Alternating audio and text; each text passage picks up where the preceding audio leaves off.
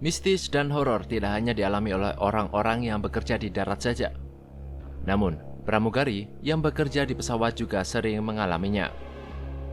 Salah satunya adalah pengalaman dari pramugari salah satu maskapai penerbangan di Indonesia. Saat itu, pramugari bernama Vina sedang menjalani penerbangan dari Jakarta menuju sebuah kota kecil di Kalimantan.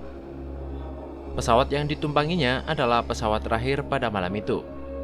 Kabin kru dalam penerbangan itu ada 4 orang, terdiri dari 2 orang pramugari dan 2 orang kokpit kru.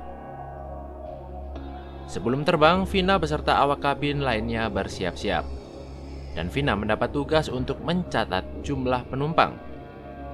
Penerbangan saat itu sangat sepi, hanya ada 15 penumpang saja. Ketika sudah saatnya akan terbang, kapten pesawat mengajak untuk briefing dan Vina mendapatkan tugas untuk bertanggung jawab di stasiun bagian belakang. Tidak lama kemudian penumpang boarding dan pesawat pun take off.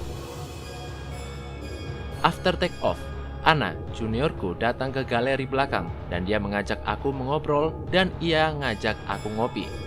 Aku pun mengiyakan. Begitulah kata Vina. Setelah mengiyakan ajakan Ana, keduanya pun membuat kopi di belakang.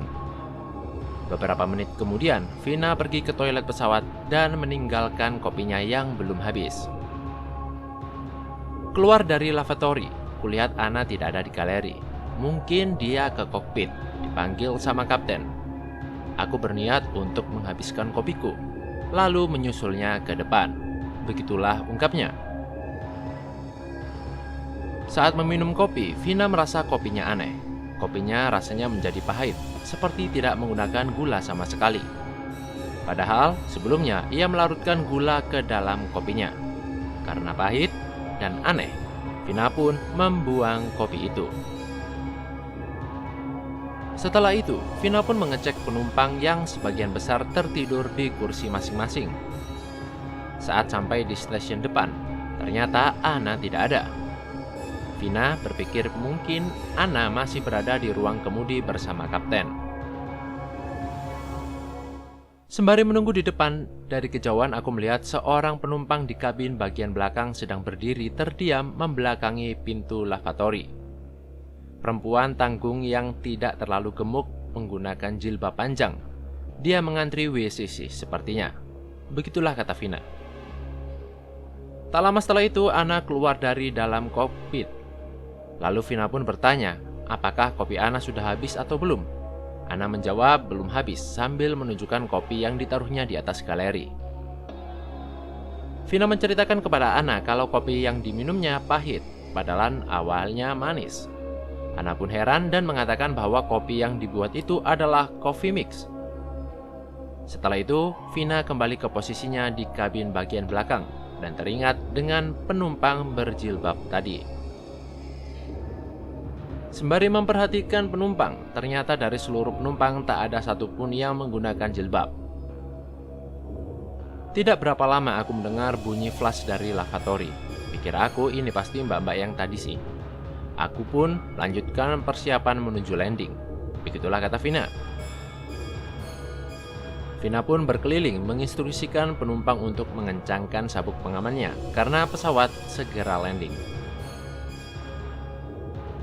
Beberapa saat kemudian aku mencium bau anyir, seperti bau bangkai yang belum lama. Aku berpikir mungkin bau itu dari arah tempat sampah atau dari arah lavatory. Begitulah kata dia. Sambil merapikan tas dan memperbaiki riasannya, Vina masih mencium bau anyir dan menyengat tersebut. Ia khawatir penumpangnya mencium bau itu dan komplain. Vina pun menyemprotkan parfumnya dengan harapan dapat mengurangi bau anyir itu. Aku masih menunggu wanita itu untuk keluar dari lavatory, tapi ia tidak kunjung keluar juga.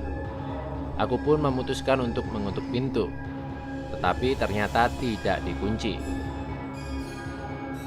Ketika landing sudah dekat dan tidak ada jawaban, aku memberanikan diri untuk membuka pintunya dan ternyata kosong. Tidak ada orang. Padahal setelah bunyi flash tadi tidak ada seorang pun yang keluar dari lavatory. Begitulah kata Vina. Setelah kejadian itu, Vina merasa khawatir dan ketakutan. Setelah landing dan semua penumpang turun, Vina pergi ke kabin depan berbicara ke petugas ground staff sambil meminta Ana untuk mengecek kokpit jika butuh sesuatu. Setelah semuanya clear, Vina kembali ke kabin belakang ditemani dengan petugas ground staff untuk mengambil tas dan dompetnya untuk membayar makanan yang ia pesan. Baru sampai kabin bagian tengah, kami berdua lihat-lihatan karena samar-samar terdengar suara orang yang sedang berzikir dari kabin belakang. Meski merinding dan takut, Vina dan petugas ground staff itu tetap pergi ke belakang untuk mengecek, khawatir ada hal-hal yang tidak diinginkan. Namun setelah dicek ternyata tidak ada siapapun. Kita pun turun pesawat, lalu berjalan menuju terminal bandara.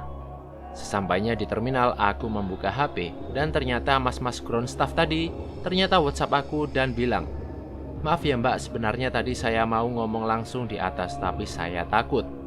Saya lihat ada penumpang di kabin belakang berdiri menyender ke pintu lavatory menggunakan hijab panjang seperti mukena. Makanya saya ajak Mbak Vina buat cepat-cepat turun." Begitulah ungkapnya. Tanganku gemetaran, aku nggak bisa berkata apa-apa, mengingat sosok yang sama seperti dibicarakan mas ground staffnya tadi. Begitulah kata Vina.